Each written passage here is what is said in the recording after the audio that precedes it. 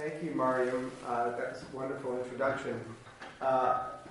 This is a special event, and I'd like to start first by thanking a few people that made it possible. These events don't just happen out of thin air, it turns out. The postdoctoral fellows in the astronomy department here at Berkeley have assembled this entire speaker series with help from the graduate students in the astronomy department. And I'd like to thank a few of the postdoctoral fellows in particular, Mario Mojas, who just introduced me, Steve Croft, Bethany Cobb have done an enormous amount of work, and Barb Hoverston, who's our assistant, has done a lot of work to make this all happen. So we're very much looking forward to the upcoming half a year of celebration of the first time that any human being pointed a telescope at the heavens. It was in 1609, and I strongly recommend to any of you who are at all interested in the history of astronomy, or indeed the history of human thinking, to read Galileo's book called The Sidereal Messenger. It's very short, but you'll see in detail, step by step, how Galileo, for the first time, ground a lens perfect enough to point it up and actually see some of the objects in the universe for the first time with great philosophical implications. So it's an exciting year in astronomy, and there will be worldwide presentations, in fact, during the year about this great celebration. So I'm going to talk today about progress, I hope progress, in one of the cosmic questions that has intrigued humans, I think, for the past 400 years, namely the question being, is the Earth and its biology unique or special in the universe? And I'll start, in fact, with Galileo, because he got the philosophical and scientific ball rolling. In 1609, this fellow learned of crummy telescopes and decided to build and perfect some of his own. And he pointed it at the sky back literally almost exactly 400 years ago, March 1609. And one of the many profound things he discovered was 4 stars, new stars, that seemed to be close to Jupiter, never wandered very far from Jupiter, but they kept moving around. And I thought I'd show you his original data. You might get a kick out of this.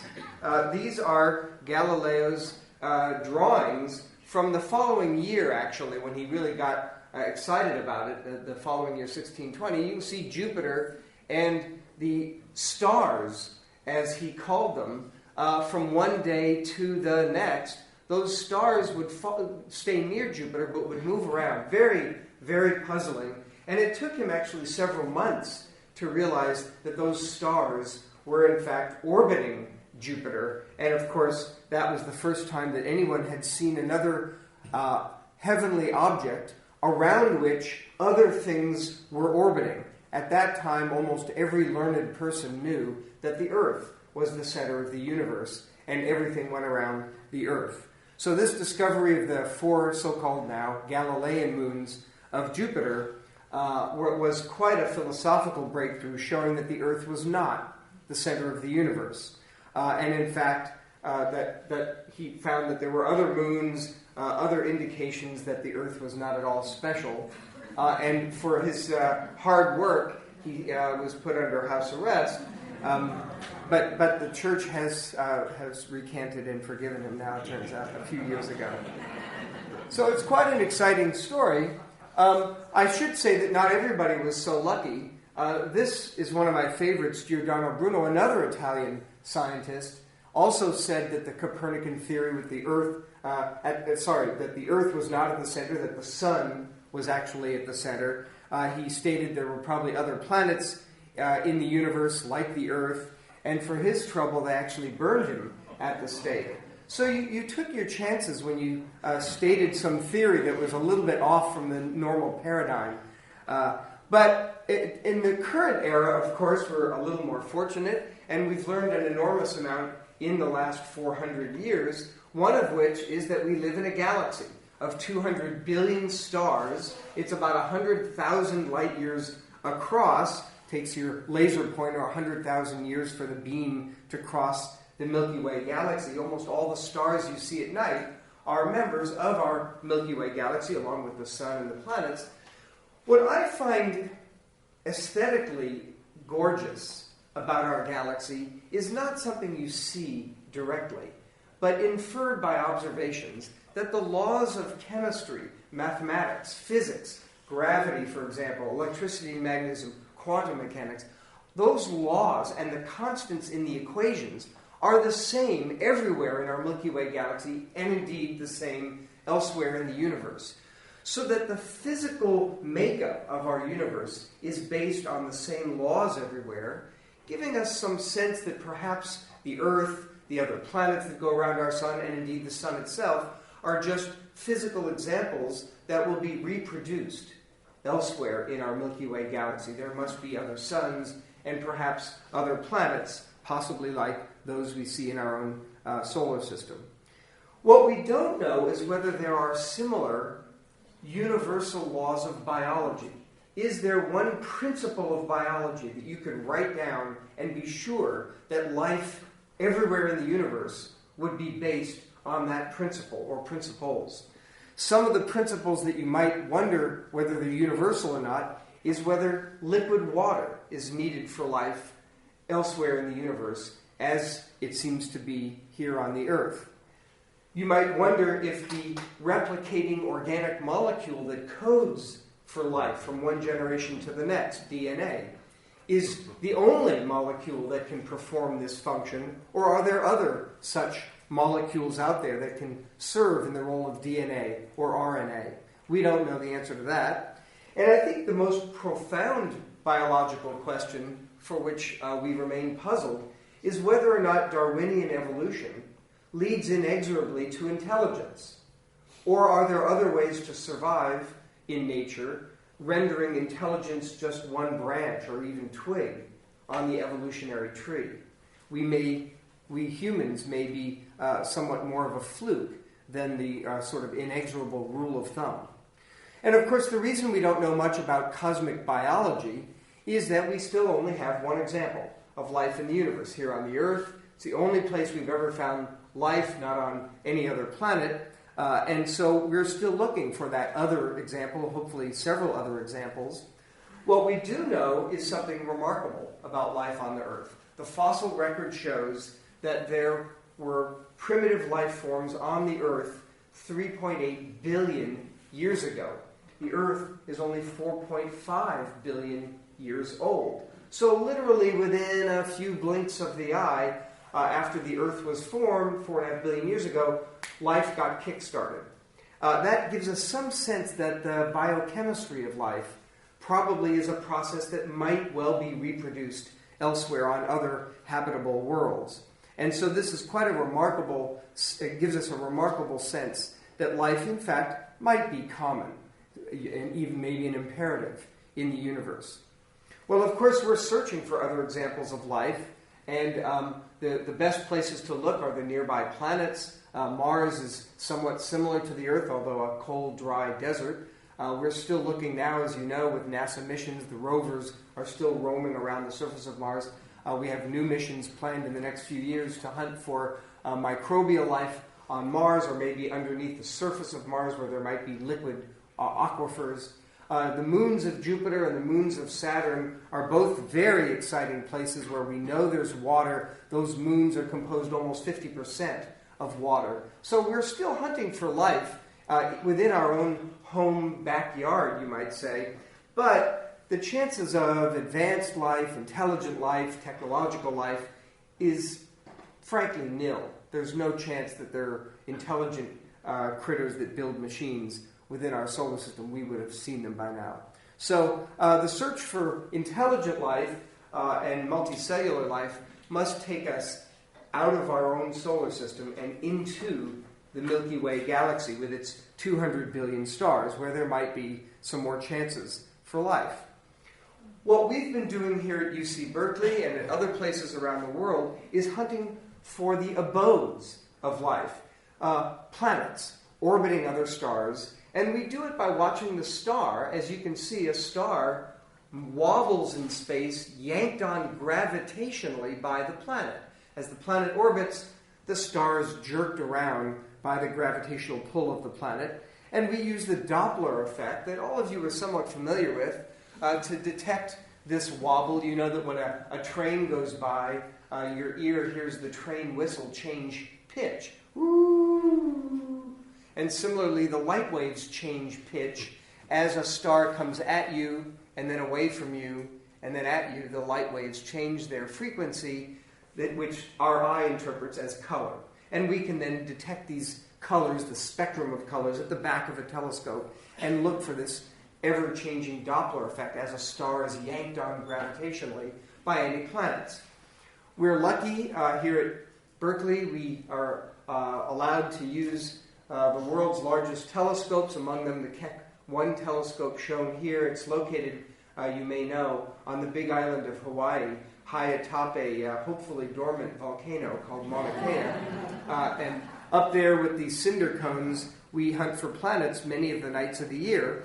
And what makes it possible is the ability of the telescope to detect this Doppler effect, so we can see the motion of the star. And so in the basement there of the telescope, there's a giant, fills a living room-sized box, a giant spectrometer, as it's called, which is just a fancy device that actually simply spreads the light out into all of its colors, that originally was white from a normal star, but then after the diffraction gratings, the prisms, the lenses, the light is split into its composite colors, blue, green, yellow, and red, and we detect those colors with a digital camera at the back of the spectrometer, and this is what it looks like at the telescope.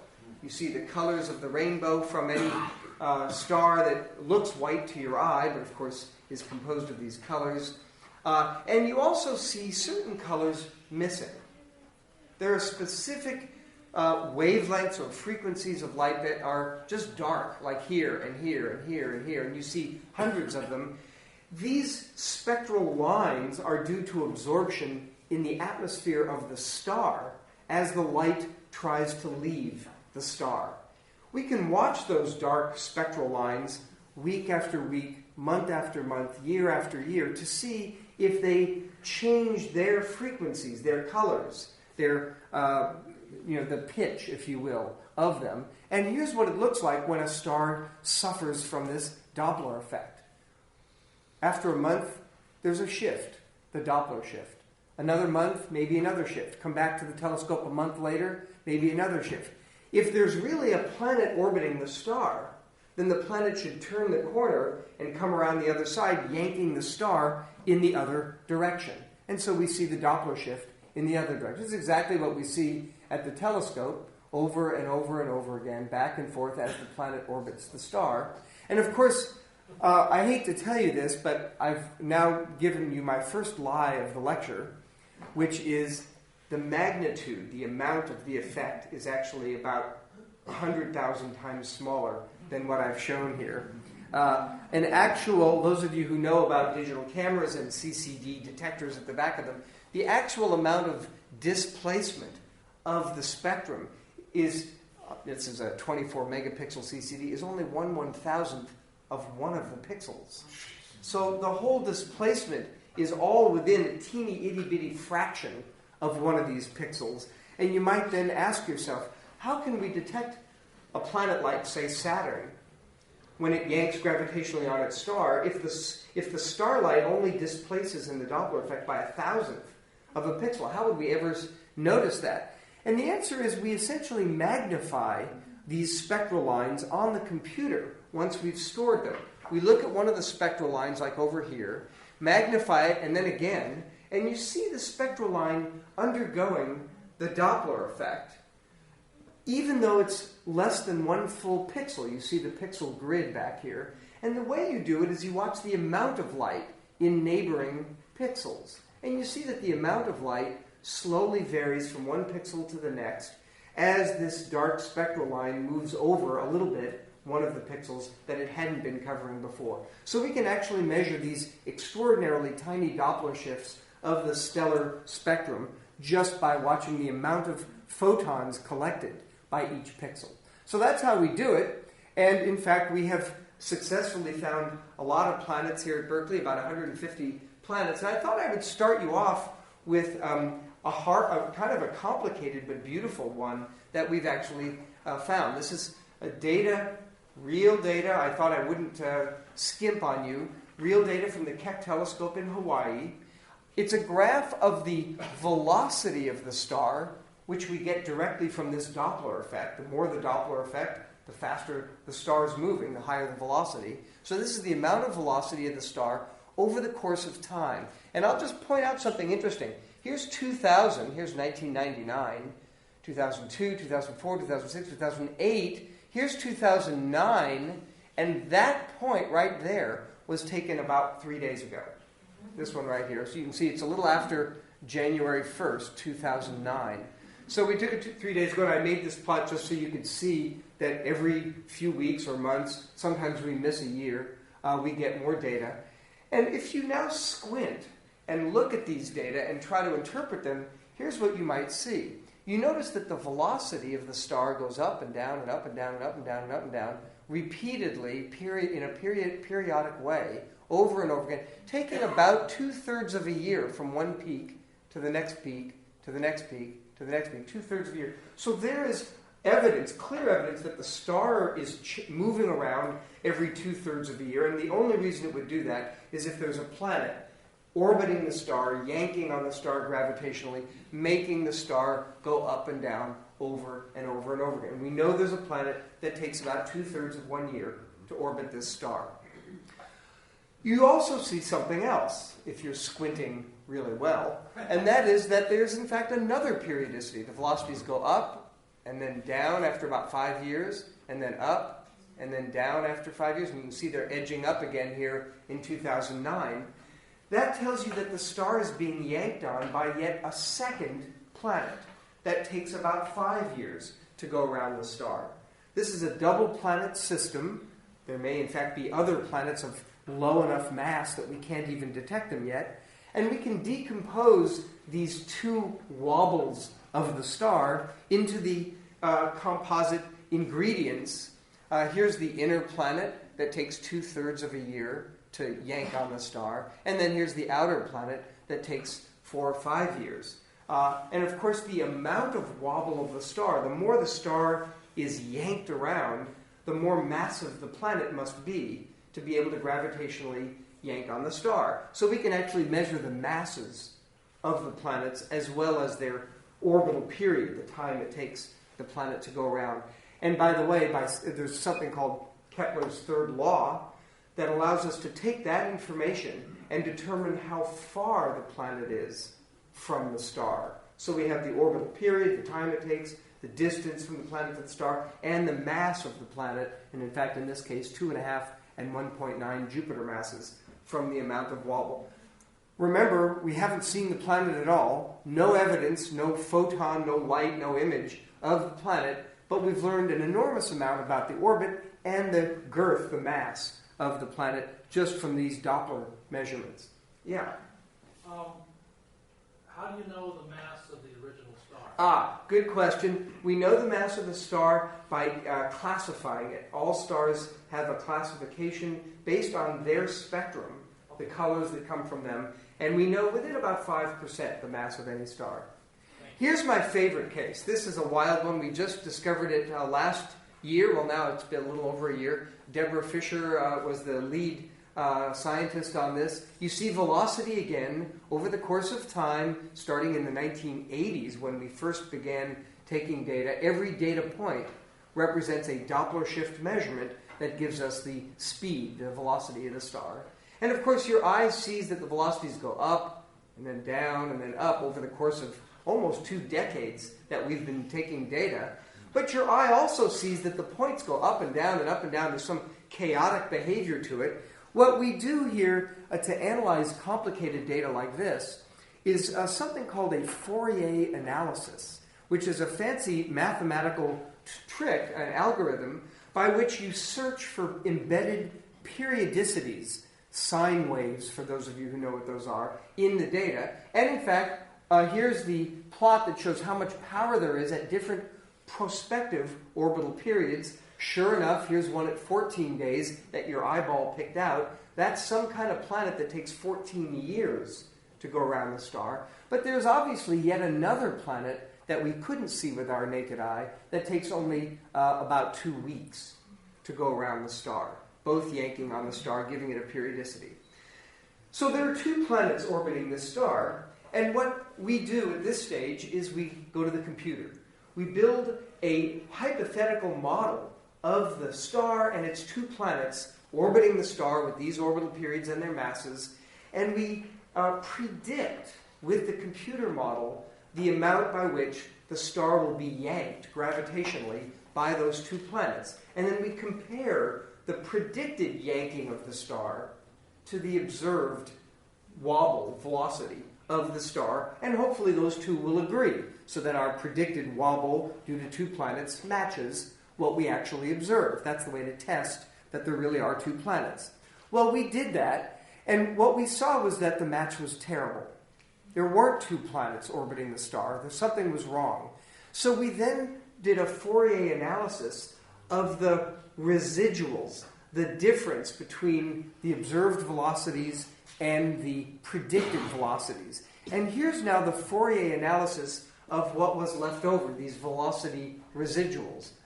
The Fourier analysis showed that there was power at yet a third period. There was a third period, a third planet in the system, taking about 44 days to go around the star, yanking on it, making this a triple planet system. Well, that's very exciting. This was, I think, only one of 2 or 3 known at the time that we found it. But then, of course, to be honest, we had to do the same thing. We went back to the computer, we built a model of now 3 planets going around the star, predicted the wobble of the star, compared that velocity predicted to the velocity observed, and they didn't match. So again, 3 planets was wrong, and so we then did a Fourier analysis of the leftover velocities, the residual velocities, and here are the velocity residuals with a Fourier analysis, and there was, in fact, hidden a 4th planet that takes only 2.8 days. This is a planet whipping around its star. Every 2.8 days, it completes 1 year for that planet. So quite remarkable. But, as you might guess, we did the same thing again, and there are hints in this diagram. Comparing the predicted velocities to the observed, there was yet a 5th planet in the system. There it is. Barely detectable, very hard to find. It took us about 2 years of just taking data and analyzing the data to extract from the planetary goo this 5th planet. So it's an exciting quintuple planetary system, the only one known, the first and only one known. And I thought you'd like to see a sort of a civil engineer's sketch of this new planetary system, 55 in the constellation Cancer, 55 Cancri, we call it in Latin. And so there's the star in the middle, there's the 2.8-day planet, there are 3 other planets, and then one Jupiter that's way out here like this. And for comparison, here's our solar system, the Sun, Mercury, Venus, Earth, Mars, Jupiter, and then Saturn.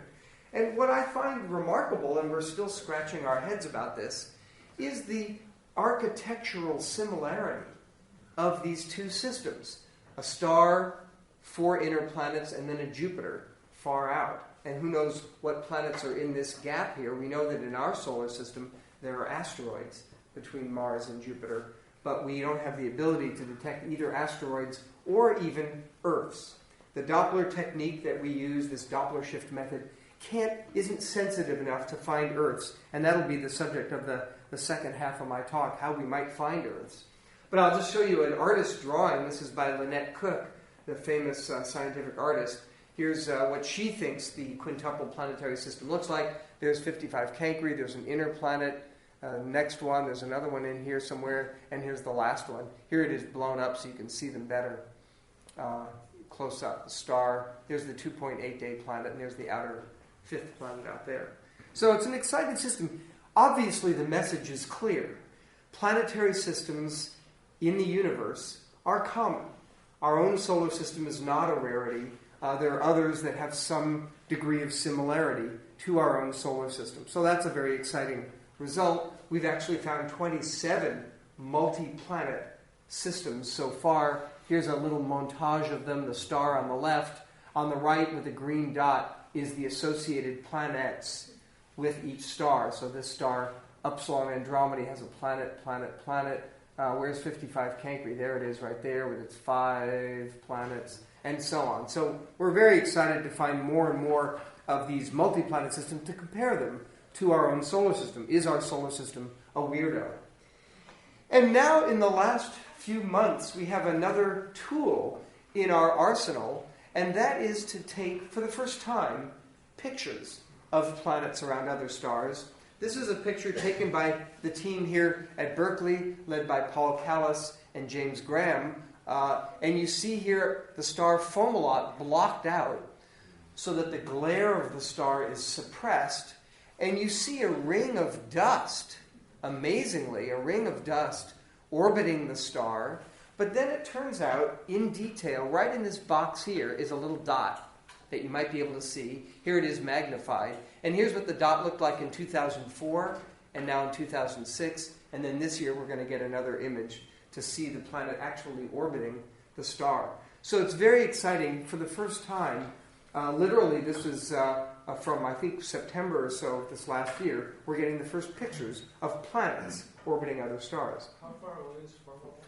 I've forgotten. Anyone remember? It's 20 light years or so. It's very close. 25 light years. One of the closest. It's an A-type star, for those of you who know. And it's easy. It's like first magnitude. You can see it with your eyes closed. Here's another one that within the same week, another team also associated with Berkeley announced, the star's name is HR 8799, but they see 3 planets orbiting the star. Again, they blocked off the star to cut down the glare, and they see these planets that they named very romantically B, C, and D. And so this is another system where they want to follow up. You see it was taken, September, just this last September, and they want to follow up with the Keck telescope, take more pictures, and see if the planets are orbiting, find out what their masses and orbits are like. Okay. Now, I'd like to turn attention to a different topic, and that's one closer to home. How common are planets like the Earth, and how common might life be, in particular intelligent life, on other Earth-like planets? Well, we haven't found any Earth-like planets yet, so I'll be speculating some, and you'll have to follow along with the speculation. Yeah, I see that you're turning the corner here, and I have a question about what you just covered. The relation called Bode's law. Yeah. The problem with, of course, is the word law. Yeah. But there's an obvious regularity there. If you plot it logarithmically, you can see it's like tree rings. Right. And you can see the same thing in the satellites of the gas giant planets of our solar system. And we're just on the edge. I mean, this 55 Cancri thing, we're beginning to see something, but it's not enough to see what the characteristic ratio of the different orbits would be. Yeah. And the question is, what do you expect to see when we have enough data to begin to see these regularities around other stars, and what theoretical explanations do you have? Well, this is a really good question, and it's actually a very detailed question, because I bet many of you have never heard of Bode's law. But I'll just mention briefly, and then maybe we'll delay answering. We should talk about it afterwards. But there is an apparent regularity to the spacing and positions of the planets in our own solar system. And so a question of some interest is whether or not planets around other stars orbit those stars with something like that regularity or some modification of that regularity. Is there some other law or more general law for the spacing of planets? And at the moment there isn't any such law emerging, but people are looking. So I promise you I get letters in the mail with people with their latest generalized Bode's law. Okay, so let me now turn my attention to Earth-like planets and life in the universe, if any, because we haven't found either so far. Just to remind you, to help us make some estimate, and I would like to do a back-of-the-envelope calculation here, there are, of course, 200 billion stars within the night sky, the Milky Way Galaxy, within which we live, and our survey of planets has shown that about 15% of all stars have planets going around them. So you can do the math. 15% times 200 billion stars tells you immediately that there must be about 30 billion, with a B, planetary systems just within our Milky Way Galaxy alone, and I'll remind you that our universe as a whole contains hundreds of billions of galaxies that are more or less like our Milky Way. So the true number of planetary systems in our entire universe is an extraordinarily large, unfathomably large number. But just within our Milky Way, 30 billion planetary systems for the USS Enterprise to go and investigate. And I should say that's probably a lower limit because our technique only finds the biggest of the planets, the Jupiters, Saturns, and Neptunes. What about the smaller Earth-like, Mars-like, Venus-like planets? How common are they? Where are they? Well, we're going to search. And I can't help but tell you something that is so exciting. It has me jumping out of bed in the morning earlier than I would like to. It's the Kepler mission that NASA has designed, built, and is now planning to launch in March 2009. Hello, that's about 6 weeks away. So with that launch date, let me tell you about the mission so you'll know about it before you read about it in the newspapers in the coming month or two. What it does, the Kepler telescope, it's launched into an Earth-trailing orbit, and all it will do is watch stars to see if they dim. Dim because an Earth-like planet crossed in front of the star, blocking some of the starlight on its way to us. So this is a great idea. The schematic animation is shown here. There's a star. You see as the planet crosses the star, it blocks a teeny fraction of the starlight. We simply monitor with the Kepler telescope the amount of light coming from each star, and if the light dims and then brightens again, we will, of course, infer the existence of a planet. Yeah? What's that lighter pattern?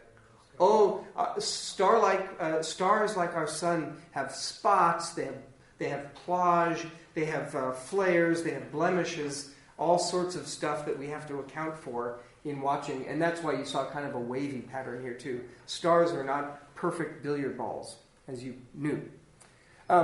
Here's what the rocket looks like. It's a Delta II rocket. It's actually on the launch pad right now at the Cape, so we're very excited about that. The telescope is being moved there, and again, launch we expect in Florida in about 6 or 7 weeks, if all goes well.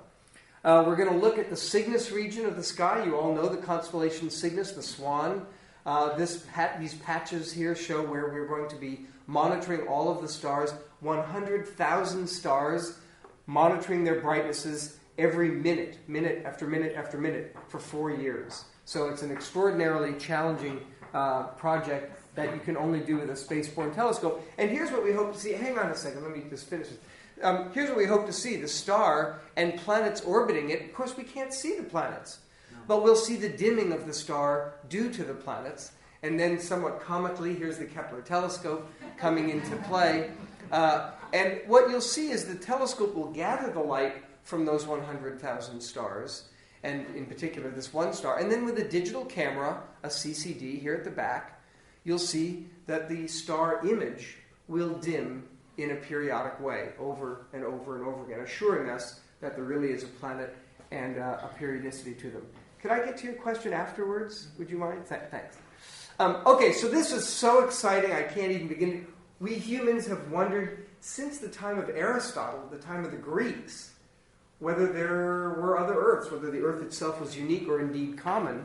And now we're going to find out with this Kepler mission. So it's just an extraordinary opportunity for, you might say, Homo sapiens, all these millennia looking up into the night sky and wondering if our Earth was special. Well, of course, there's more to our Earth than just a rocky planet like Mars or Venus. It has to have the right temperature for water to be in liquid form so that life can survive. And of course, a planet like the Earth that's too close to the star will be roasted, and the water will evaporate into the form of steam and maybe even escape. An Earth-like planet too far from the host star will receive too little starlight, and it'll be frigid, like Mars. And so the water, if any, will be frozen into ice, snow, caps, etc. So for an Earth-like planet to be truly habitable, it has to be at a location that is just right. as Goldilocks said, for life. And here's that sweet spot, the Goldilocks zone, the habitable zone. And so searching for Earths is one thing, searching for habitability is another. And so we really are beginning to wonder what conditions of a planet are necessary to render it suitable for biology, at least biology as we know it. And here's one artist's rendering that I wanted to show you because there's an implicit assumption. This is an artist's rendering of a habitable Earth-like planet. It's got some sort of lakes and oceans and cliffs and mountains and so on. One of the aspects of a habitable planet, of course, is that it have liquid water, the prerequisite for life. But as you notice, there's also continents here, and you might wonder what sort of a planet would have both water and continents, and I'll get back to that in a moment. But I'll just say that we are still wondering what are the properties of a planet that make it habitable, and indeed are some or most Earth-like planets habitable, or are most of them dry deserts and water worlds? So the best way to answer this question about what properties of an Earth-like planet render it habitable are, ironically, to travel to and do research at the least hospitable places on Earth. And it turns out, this is no joke, one of the least hospitable places on the planet Earth is our beloved national park, Yellowstone. Of course, you all know about the boiling water spurting out in the geysers, but right now in Yellowstone, if you went there, you would see it's under 10 feet of snow during the winter. So you've got the contrast of boiling and frigid water right next to each other. And to top it off, the water in Yellowstone is heavily acidic. And you can go there and test it yourself. You can go and take a peek at these extraordinary hot springs. The colors that you see are due to different bacteria that have evolved to accommodate the different temperatures within the hot springs. It's very volcanic here. There's a volcanic rock nearby. So it's an extraordinary place. Imagine it covered with snow right now. But to top it all off, there are bacteria and other animals that thrive in this hideous environment with boiling and freezing water all at the same time. Here's one of my favorite hot springs. You can see each of the colors represents a different species of bacterium that has a different pigment, and it adapts to the temperature of the streams as they come off and the different acidities of the streamlines of water, showing that these critters have adapted despite the boiling water, the acidic conditions. They've adapted and are thriving perfectly well. And you can be your own little amateur biologist. Just steal some pH paper from your old high school chemistry teacher and stick that pH paper into the water, and you'll see that the pH is about 2 on a scale of 1 to 14. So very acidic, battery acid-like. And here in the background you see this gorgeous filamentous bacteria, as it's called. These are long strands of life forms here on the Earth that thrive in this boiling, acidic water. An amazing demonstration of the hardiness of life. And here's the best example, still at Yellowstone, churning cauldron. Yes, it's churning.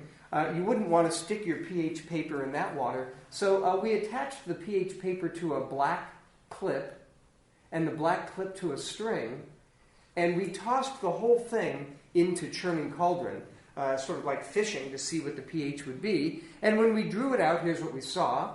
There's the pH paper. It came out too, as advertised. There's the previously black clip. So you really didn't want to stick your finger in there lest you bring out 9 instead of the full 10. And then, as if to laugh in our human faces, look at this thing drawn up on the string. Algae, growing happily even though the temperature of the water is 60 or 70 Celsius, nearly boiling, highly acidic, battery acid, corrodes metal. The algae is partying in there as far as we can tell. So it tells us that amazing thing, that in outer space, if you will, on other Earth-like planets, yeah, some of them will be cold, some of them will be hot, but as long as there's liquid water, no matter the acidity, the temperature, etc., there is a very good chance that at least single-celled life can get a toehold and thrive. And indeed, life probably started in volcanic vents deep in the ocean floor here on Earth allowing life to get a kickstart in conditions very much like those at Yellowstone. So maybe it's us in this air-conditioned room that are in sort of a weird environment. So these bacteria are giving us a great astronomical message, astrobiological message, that life can thrive no matter what the conditions are, the temperatures, the availability of different foods, sunlight, and so on. We find life everywhere on Earth that has liquid water. And so the conclusion is clear, that as we search for Earth-like planets, they will be very diverse, no question about it. But among that diversity, there will be plenty of niches where water is in liquid form, and therefore life will have a good chance of starting and thriving and presumably evolving to more complex forms of life. So what we've learned already is amazing from this, that the question, is there anybody out there, can be partially answered by conjecture. We know that the petri dishes of biochemistry are everywhere. We know that the ingredients of life, carbon, hydrogen, nitrogen, phosphorus, are out there in large numbers. The water molecules are there, organic molecules. So the stuff of life is common in the universe. The solvent of biochemistry, water, is very common. And of course, there are plenty of forms of energy to power life, from stars, tidal, geothermal, and so on. So if you actually take a poll of molecular biologists, and yes, they only study life here on Earth, but you ask those molecular biologists, do you think there's life elsewhere in the universe? They are nearly unanimous.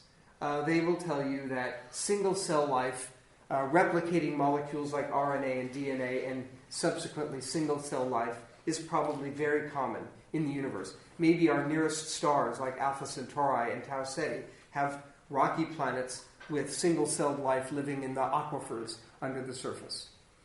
And that leads to one last question that I'd like to spend the last 10 minutes on, and that is, well, a question that we can't answer at all. And that is, what about smart critters out there?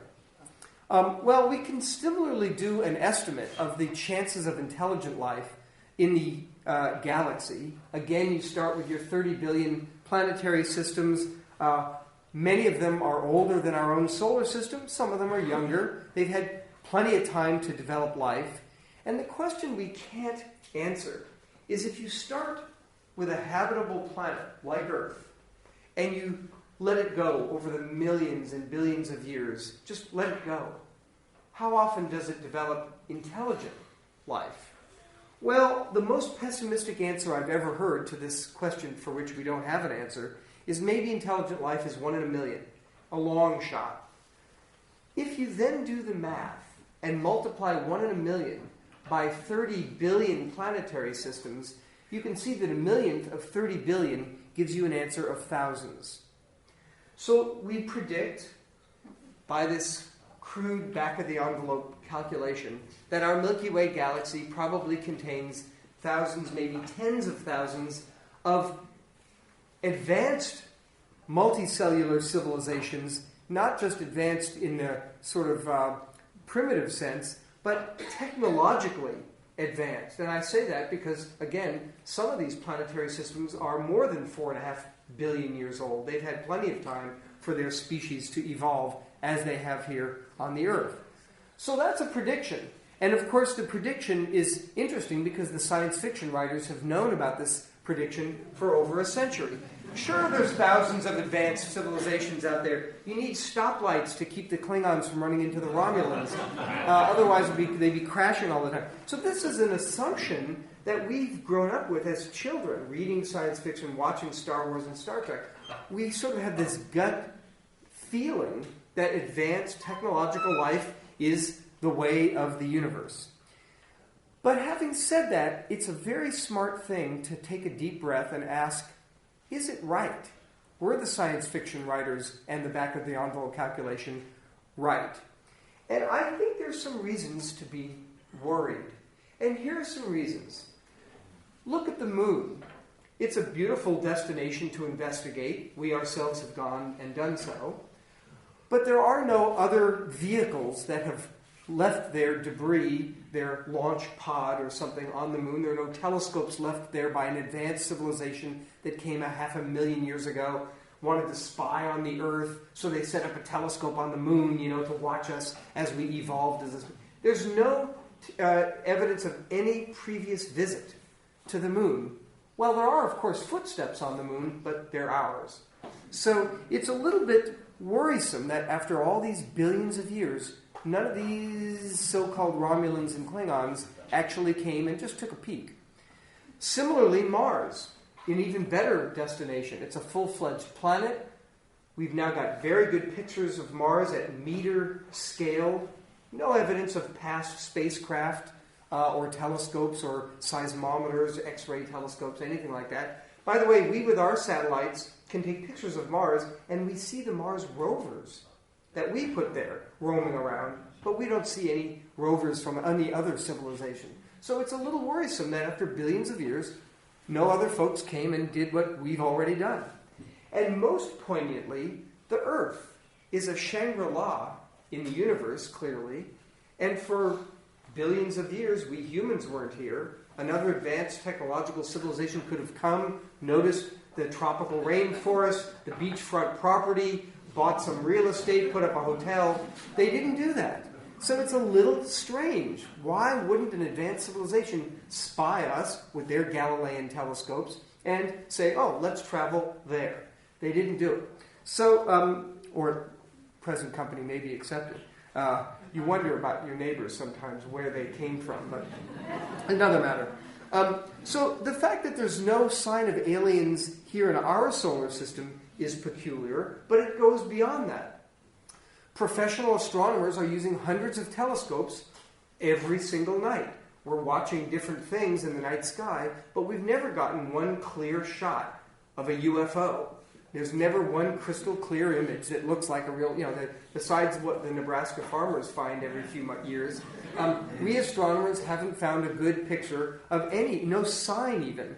Moreover, of course, the matter-antimatter engines that we imagine might power these spacecraft, as they do on Star Trek, would emit gamma rays. But we don't see the gamma rays from spacecraft that are flying all around. So that's a strange issue, almost ruling out the Star Trek hypothesis.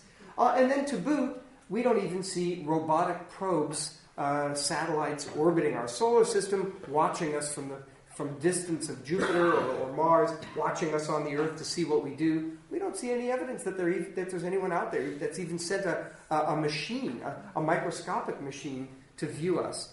And then, to be honest, the search for extraterrestrial intelligence, SETI, has, frankly, so far failed to find any signals. No radio or television waves coming from advanced civilization, starting now back in the 1960s.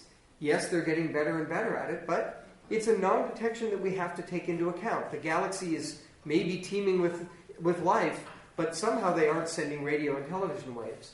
So you take all of these non-detections into account, and you say, wait a minute, could the galaxy really be teeming with intelligent life, despite all of these non-detections? Where the heck are they all? And so I think it's a question that needs a little more cogitation. We don't have an answer to it. The alien species could clearly have not only migrated themselves, but they could have sent little robotic machines to visit us, and they apparently haven't done so. So maybe we've overestimated the probability of intelligent life in the galaxy. Maybe, they would have crawled here one way or the other, but they just haven't done. Even if they were blind, they would have made it here by now. So it's a little strange, and it's scary because you'd like to think that Star Trek and Star Wars had it right. So here's one last issue that we can discuss, and that is, suppose intelligent life, technological life, is somewhat rare. Well, why would that be? When the molecular biologists tell us that single-celled life ought to be common, how could it be that they're common, the primitive life is common, and yet intelligent life might be more rare? Well, there are a couple of reasons that this might be the case. One of them is back on this issue of water. The Earth got its water from comets and asteroids that slammed into the Earth 4.5 billion years ago, delivering the ices and the water with them, creating the oceans. But the Earth is only a tiny fraction composed of water, 0.03%. Suppose the Earth had twice as much water. Well, then the Earth would be covered by water. There'd be no continents.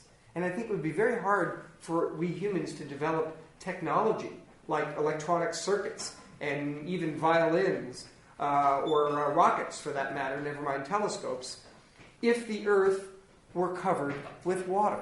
So it's not enough for a habitable planet to have water. It has to have not too much water. Moreover, there has to be enough water that it doesn't get soaked into the mantle, the interior of the Earth. So the sort of catch-22 is you need enough water, a little more than about a third or so of the Earth's amount of water, so that the Earth doesn't just become a desert. And by the way, Mars, our sister planet, is a desert. Venus on the other side of us, also bone dry. So the two planets most like the Earth are dry. So this desert possibility is certainly not only real, but realized. And the other possibility is that an Earth-like planet simply gathers too much water, in which case there might be a sliver of chance, a throw of the dice, that an Earth-like planet ends up with just the right amount of water, so that yes, there is some, but not too much, so that the Earth becomes a water world. And again, there could easily be, of course, marine mammals, as well as fish, even birds, thriving in a water world, but technology probably requires a dry environment, as far as we can tell. Another reason that intelligent life might be rare is one that is very much favored by the evolutionary biologists, not the molecular biologists, but the evolutionary ones. They have asked the question, is intelligent life that we humans pride ourselves in, is intelligent life an inexorable vector, an inexorable outcome of Darwinian evolution? And of course, if that's true, species over the course of millions of years should slowly get smarter. The smartest ones survive, the dumb ones die off, and the smart ones have their genes move on. Well, if that's true, we can test that hypothesis looking at the fossil record. Have species typically gotten smarter over the course of time? Well, of course, flies haven't gotten any smarter. They don't know much. Cats don't play violin. And so they've lived for tens of millions of years. Literally, cats have been around for 50 million years, flies for much longer. They don't outcompete each other by how smart they are, never mind how musically minded they are. So that's a sign already, just from your own the pets and the non-pets in your house, whether species get smarter. There's an even better bit of evidence. The fossil record for the dinosaurs shows no evidence of chessboards or electronic circuits. The dinosaurs just never got smarter. We kind of kid, when you're 6 years old in first grade, you laugh about how dumb the dinosaurs are, but it's actually a profound situation. For 100 million years and more, the dinosaurs roamed the Earth. The smartest of them, and I'm sure there were some that were the geniuses among the dinosaurs, didn't outcompete the dumb dinosaurs. So this idea that we humans have that smart means you survive better might be a self-serving, kind of arrogant argument that we humans harbor. We're the best species on the planet. Well, we survive like the other ones do. We have our niche, and the rhinoceros, the cockroach with its hard shell, the giraffe with its long neck, they have their technique for surviving. So intelligence might not be a common outcome of evolution. And of course, another problem with intelligent species and their ability to travel is just how far it is from one star to the next. Even our nearest star is 4 light years away, traveling at normal spacecraft speeds that we now make to go to Jupiter and Saturn. It would take about 50,000 years to get to the nearest star. So space travel itself might be hard, meaning that species might evolve technically, but they stay home. And they don't travel to the moon and Mars, which is why there maybe aren't footprints on those bodies. And then finally, there's one last reason that intelligent life might be rare in our universe, in our galaxy and our universe. And that one's a little scary. Oh, here's a quote from John Stewart. I couldn't help. John knows this. 35 light years away, he's talking about a new planet that we discovered. That's close enough that we could pop over to borrow a cup of sugar, assuming we didn't need the sugar for 700,000 years. And then finally, one other frightening reason that intelligent life might be rare is that, again, do the math. We expected 1,000 civilizations in our galaxy. Maybe they sprang up over the last 5 billion years, let's say. But if so, one of them might spring up and die off before the next civilization comes along. And so we have to ask the question, when a civilization does acquire technology, how long does it last before it somehow dies, maybe indeed kills itself? And we don't know the answer to this, but of course species may come and go. They may even travel for a little while, but then they fall to the vicissitudes of their own technology, some other disease, nuclear war, who knows what. Maybe the typical lifetime of a technological civilization is not in the millions of years, but only hundreds or thousands of years. By the way, we humans have only had technology like, say, the radio for about 100 years. So we're pikers. We haven't really proven ourselves in terms of survival. And in fact, one scary calculation you can do, suppose we humans have a chance of survival each century that's 0.9999. In other words, 99.99% chance that we'll survive every century. That's a pretty high probability of surviving. But if you now add up the centuries and go out to 1 million years, after 5 million years, our human chance of survival is only 0.007. So that's a little worrisome. We really do need to be secure in our survival in order to make it on a cosmic timescale. So I think that the conclusions now are becoming very clear. There's a good case that atoms make up single cells. You get primitive life. There's some worry that Earths with just the right amount of water might be rare. Intelligence may not be favored by evolution. Maybe technological civilizations don't last long enough. And it's probably the case that technological life is out there. You've got to admit, with all of those stars and all the galaxies with all those stars, there must be advanced life. And so we should continue to look, even if the odds are long. And the way to look, of course, is indeed with SETI. We should build the world's largest radio telescopes, and we're beginning to do it here at Berkeley with the help of the SETI Institute on the peninsula. New telescope arrays. This is one that they hope to build near Mount Lassen called the Allen Telescope Array. It's partially built already. And the idea is to just stare into the galaxy and hunt for radio or television transmissions, maybe staring at the Earth-like planets that the Kepler telescope finds. So that's one advantage to finding Earth-like planets. We know where to look for signs of intelligent life. This is the array as it looks right now. There's Mount Lassen in the background. So it's a very exciting prospect that we may have the chance in the next decade or so to find signs of advanced life. Meanwhile, we're going to continue hunting for habitable planets, and I think that the exciting summary of my talk is that the detection of Earth-like planets with this Kepler mission to be launched in 6 weeks is likely to answer, yes or no, one of the most profound questions we humans have ever asked. And so I can't wait to see the results from the Kepler mission. Also, we're building other new telescopes that can help to find these Earths. The Keck telescopes in Hawaii will help the Kepler mission.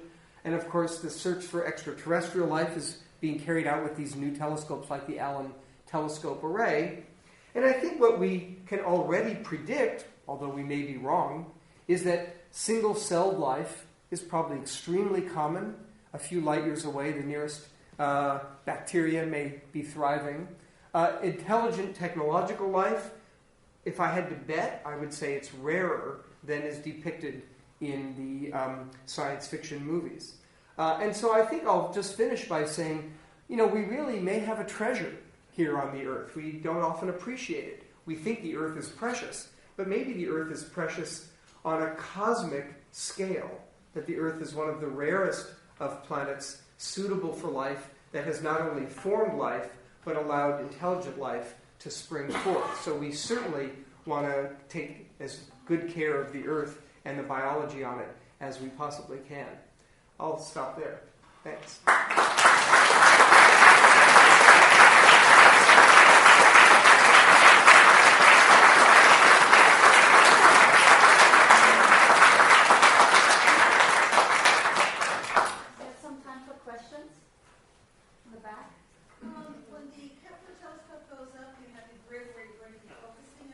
Right.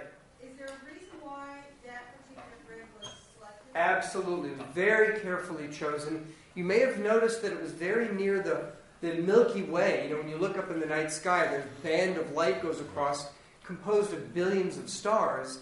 And of course, the Kepler mission would like to monitor as many stars as possible. So we're aiming the Kepler telescope right along the plane of the disk of our galaxy. Our galaxy is in a flattened pancake shape, and we're pointing right along the flattened portion of the pancake to collect the light from as many stars, 100,000 of them, as possible. So at the beginning you showed another satellite, the SIM satellite. What's that? Ah, boy, what a memory. NASA hopes to build a next generation telescope that will hunt for Earths. It's called the Space Interferometry Mission, SIM. And it isn't yet approved by Congress, but we're that far away. So when the Kepler flies, and hopefully successfully, then of course the next thing to do is to look for Earths right in our backyard. Kepler, by the way, looks for Earth-like planets around stars. Most of them are fairly far away, to get 100,000 of them. But SIM will look for the Earth-like planets around stars, within 10 light years of us. The places we might venture, in a century. Space telescopes are extremely expensive. I mean, we don't know why. But wouldn't it be just more economical to build very large Earth-based telescopes with the new type of optics? I don't know if that's called. Adaptive optics. Adaptive optics. Yeah, of course, just to reiterate the question, sadly, these space-borne telescopes like Kepler are unbelievably expensive. And I'll tell you the number, it's of course public knowledge, $600 million to build Kepler. And you really can't build a space-borne telescope for less than $600 million. So Kepler's expensive, Hubble's expensive, the other telescopes in space are expensive.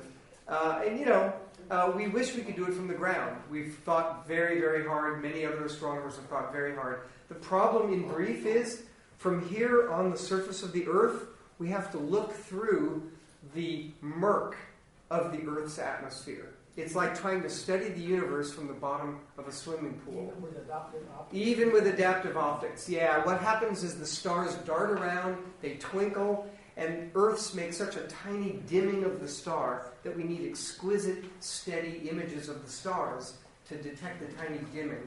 And being beneath a swimming pool just makes it impossible.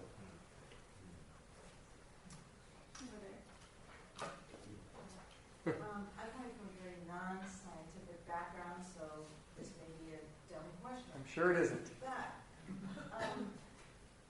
what if advanced civilizations are actually microscopic? What if we're looking at like a really big picture, but what if there was a way to focus, or there's actually something out there that's beyond our vision, Yeah. and actually unattainable maybe by our vision? And what if it's the type of, when we were joking about hotels, well, microscopics aren't necessarily built hotels. Is that a possibility? Is that something that's being investigated? And communication could be it could be something that we're not even, Right. hasn't been discussed. Yeah, your question is a brilliant one. And of course, humorously, what you're saying is maybe there already are hotels here on the Earth from the aliens. It's just that they're only 1/1,000,000th of an inch high. And so we don't see them. No, and of course your question, broadly speaking, which you articulated beautifully, is life in general, and indeed intelligent life, might take on a structure that's completely unlike anything we've ever imagined, Maybe it's not composed of organic molecules, carbon, hydrogen, oxygen, like our own human bodies and other life forms. Maybe life is made of silicate, or maybe it's teeny, or maybe it's enormous, or maybe it isn't composed of matter at all. Maybe life forms can be composed of energy, or photons or something. And all of those are good possibilities. And I would put the challenge back to all of us, including myself. And that is, if you can conceive of any such life form and how they might be detectable, they have to be detectable, presumably somehow, by light, by their existence, reflected light, who knows. If you can conjure up an experiment, an observational approach, let's do it. That's the idea. So anything, your idea is a good one, and if you can come up with a good SETI experiment of your own, I promise you I'd be the first to sign up and try to do it. I thought I read somewhere that SETI, they thought that they're thinking now that SETI is only effective for about 9 or 10 light years, and any further out than that, the signal is indistinguishable from non-intelligent life produced. Yeah, let me repeat the question. The sad truth is sort of twofold. Our Earth leaks radio and television waves all the time by just our radio and television stations. So we have been sending out I Love Lucy and the reruns for about 50 years. And of course, any advanced civilization that detects those TV waves from the I Love Lucy show will immediately realize that back on the Earth there's no intelligent life at all. Go somewhere else. But, there's no getting Lucy back, by the way. Those waves are out there. We can't... But the truth is that he mentioned quantitatively is that the television signals and radio signals get weaker as they go farther and farther from the Earth. And so if some alien civilization had radio telescopes like ours, they would have to be within a few tens of light years for them to be able to detect the ever-weakening radio waves that we are emitting serendipitously. Moreover, there's a sad aspect that will happen next month as a part of the problem. We're going digital. And not only are we going digital, but we're going cable, and we're going cell phone. Cell phones work by repeaters that put out very little power. You're not actually broadcasting on your cell phone all the way across to France. And so our whole communication network here on the Earth is going quiet from the vantage point of the outside universe. Presumably they might do something similar, in which case maybe it's no surprise at this stage that we have seen no signs of spillover radio and television waves from advanced civilizations. Maybe they've been stringing cables along. I have to say that, having said that, I actually feel more optimistic, because this laser pointer is a good case in point. If you shine a laser pointer, like I'm doing on that wall, out into space, it travels tens, hundreds of light years. It's very bright, it's one wavelength, and you can detect lasers, especially powerful megawatt lasers, clear across the galaxy. They outshine their host stars because they're bright and confined to one wavelength. So one of the things my team is doing is hunting for laser beams in the galaxy that might be used for communication. It's a long shot. So I think we're running out of time a little bit, but I'm sure Professor Geoff Marcy will take some questions afterwards. I'd like to make sure that to announce that our next talk on February 21st will be about black holes, monsters lurking in the centers of galaxies. And we'll be happy to see you back here again.